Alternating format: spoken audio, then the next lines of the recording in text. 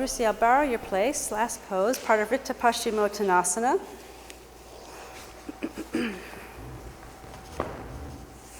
This is the root of the thigh, the groins.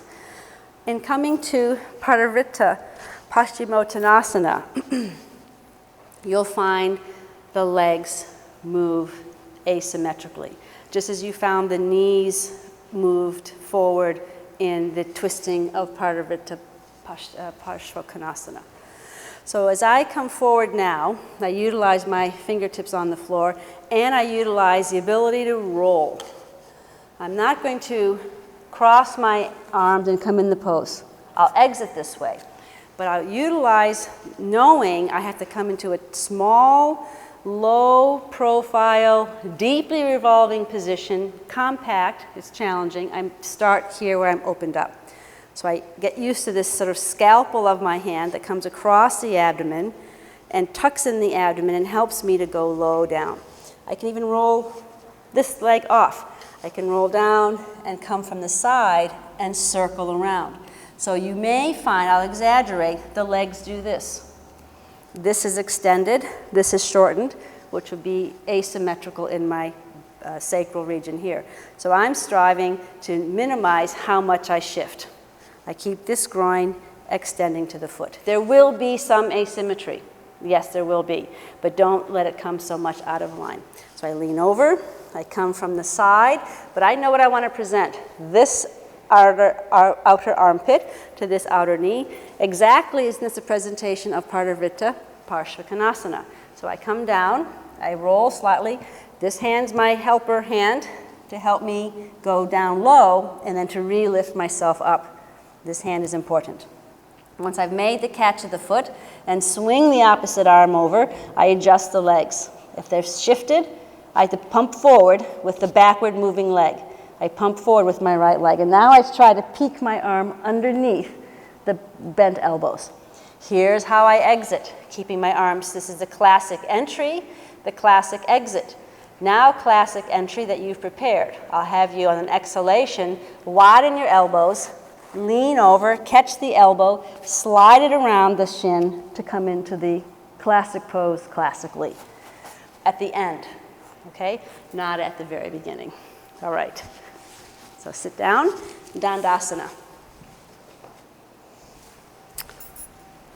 In Dandasana,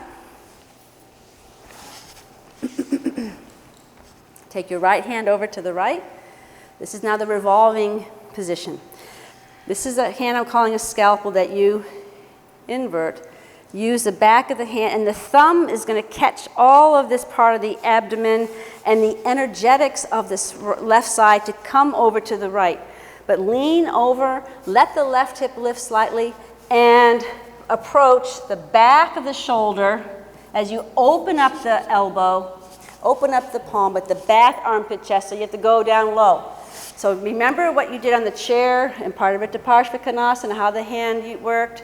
Your hand is on the floor. You might, try putting your hand on your thigh. Maybe this will help, but many people find the fingertips outside help to guide the lengthening of the trunk and the turning action of cutting the left ribs down, right ribs up. So once you feel that you have come to that deepest placement of your elbow or your forearm or your upper arm, lean over onto the left hip now without over rolling on the right. Remember what happened to the right leg, how it shortened. Extend from the groin, extend forward with the right foot, and now bring the right arm behind you over your head. So once you've caught that arm in that position, for a moment, Amy, catch your hand to your hip. Yeah, so you can get this action. So I would like you to get this sensation of moving your head back, opening up the chest, rolling the top shoulder behind you, and remember what's happening with the left ribs. They revolve underneath. So now you extend equally with the sides of the body, leaning over, and now see if you can catch the hand. If there's any better repositioning. Does it feel any more elongated, Amy? Okay. Another inhalation and exhale, and now as you bring yourself to the classic exit, keep your hands hooked, look up, forward in the Urdhva Mukha position. Exhale, go underneath. Lift the elbows. So you have to extend forward here. with the whole left arm against the shin and calf. This left arm, yeah. One more time, come back to the front position. Inhale, use momentum. Exhale, cut yourself under. So the upper elbow has to roll the right ribs behind you. Behind. The left elbow has to take the left ribs towards the right, catching the left arm. Okay, and now come back through classic. Lift the head, lift the chin, look up. From the pubis of the sternum, look up. Release the hands by your side. Dandasana. Ready for side 2? Okay, let's go. Exhale.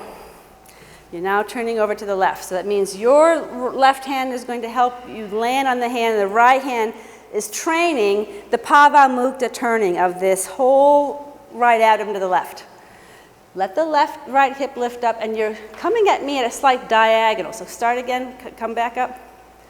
Come at a slight diagonal, elongating, turn, diagonalize, and then quickly adjust yourself to come parallel with your leg. Yeah. How you utilize your left hand to inch the elbow would be very similar to Parivrtta, Janu, Shirshasana. Now what about the feet? Can you control that discrepancy? Can you control the discrepancy of keeping the extension forward with your left leg? So once you've done this, roll back onto the outside of the right hip and take the left arm overhead. Can you catch it? Can you catch the foot? There is a turning of the abdomen from right to left, the ribs from right to left, the right chest from right to left. Even the right armpit has to follow the left. As you cut down lower and lower with the right ribs, keep the hips firm. Descend the legs. Plant the legs strongly. And now inhale. Exhale, come out of the position. Strive to have your hands equally on each side of the foot. So this hand would come over here. Yeah, that way. And then you strive to readjust, rewrite the side body. Exhale, go underneath. It's not as easy, but you now have the elements of how to roll on the buttock. Yeah, a slight rolling to help get the purchase. Once again, come back up. Look forward, don't let loose. Keep the hook.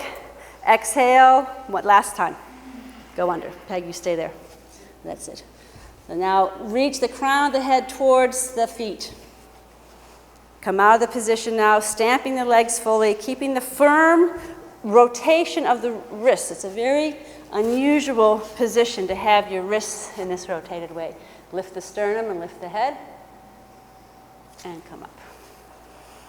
Okay, bend the knees, lie back, come off your blankets, and in catching the ankles, Supta Baddha Konasana.